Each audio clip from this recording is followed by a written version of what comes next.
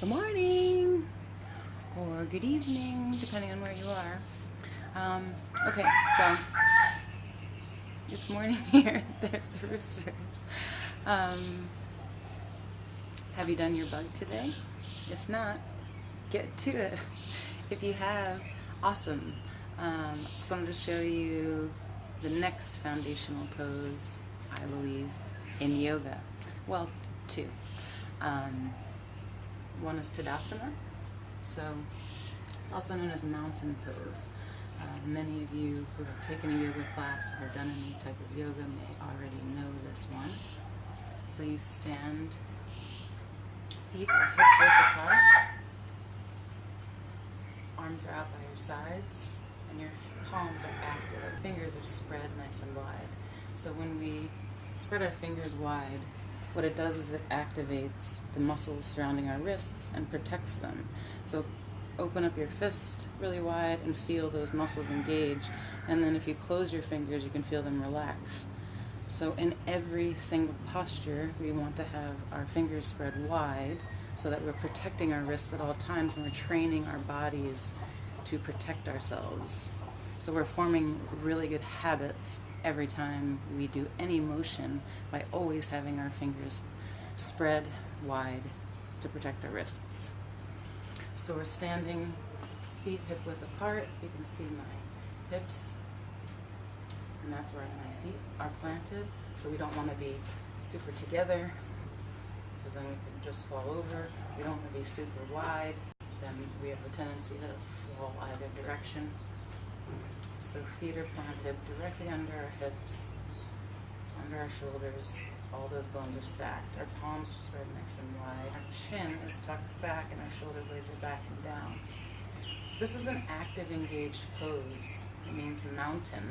So mountains stand erect, strong, courageous, bold, always powerful. So we're not just like, oh yeah, I'm in Tadasana, I can take a little break and just breathe. No, you're still breathing, but you want to be activated, so your fingertips are reaching down towards the floor, your shoulder blades are pulling down and back and towards each other. Your glutes are actually squeezing towards each other, so in every posture in yoga also you want your sits bones, so they're the bones under your butt flesh that you sit on. You want them to be squeezing towards each other as if you have like a penny between your butt cheeks, and you want to squish it and hold it there. So also when we're in Tadasana, our sits bones are squeezing down towards each other. So we're not just like, oh, I'm hanging out, or I'm hanging out back here. Ribs are pulled down, abdomen is pulled up, squeezing those sits bones back and together and really grounding those heels down into the floor. We also want to pay attention to our necks. We don't want to stick our neck out. You know that saying, stick your neck out? You don't want to stick your neck out, because then you're putting strain on your cervical spine. You don't want to have your neck back, because you're also putting strain on your cervical spine in the opposite direction. You want to, a good trick to do is, if you're just standing at any time during the day, just take your chin and push it back. Take your fingers down and push your chin back so that your ear is in line with your shoulder. We all have a tendency to just relax and get sloppy really in our day-to-day lives. So that's a good trick.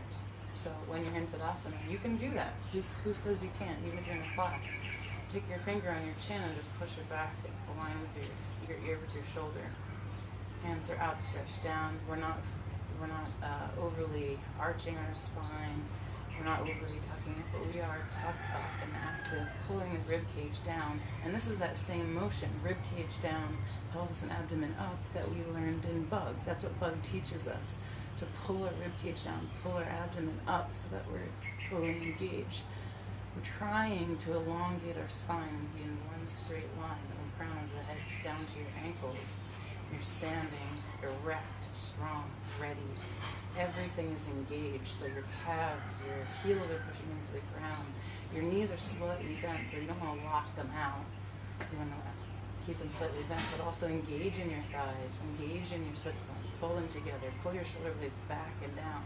So when I say shoulder blades back and down, it's not up, it's not like super open or arched. Just if you're standing, you pull them back and down, away from your ears. So that's Tadasana. So now if you move into Urdhva Hastasana, upward facing hands, you simply reach your arms up.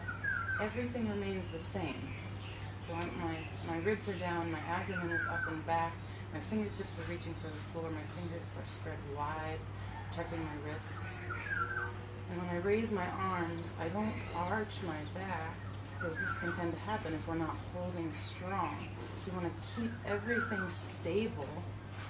Shoulder blades backing down, pelvis and abdomen hugging up, rib cage pulling down, arms up, and then keeping all of that the same, simply raise your arms up.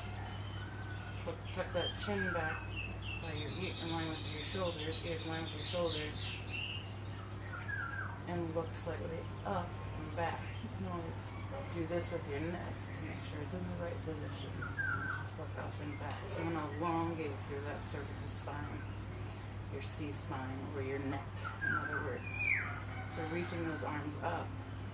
And then that pelvic and abdominal contraction is what will pull you forward.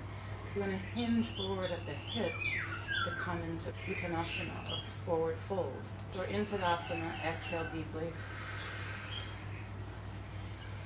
Inhale to raise your arms up overhead, Urdhva Hastasana, look up, ribs down, pressing into the floor, sits bones back and down and together, thighs engaged, calves engaged, toes gripping the floor, chin back, and exhale.